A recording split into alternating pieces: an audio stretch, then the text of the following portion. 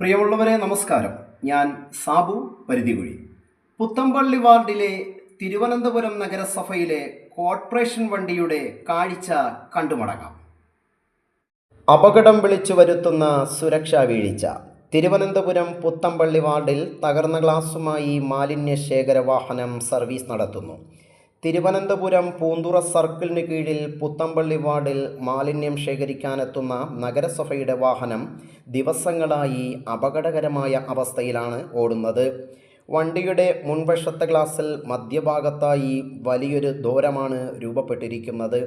മഴ പെയ്യുമ്പോൾ ദ്വാരത്തിലൂടെ വെള്ളം നേരിട്ട് ഡ്രൈവറുടെ കേബിനിലേക്കാണ് വീഴുന്നത്. ഡ്രൈവർക്ക് മുന്നിലുള്ള ഈ ഗ്ലാസ് തകർന്നു കിടക്കുന്നത് വാഹനത്തിൻ്റെ സുരക്ഷയെയും ഡ്രൈവറുടെ കാഴ്ചയെയും സാരമായി ബാധിക്കുന്നുണ്ട്.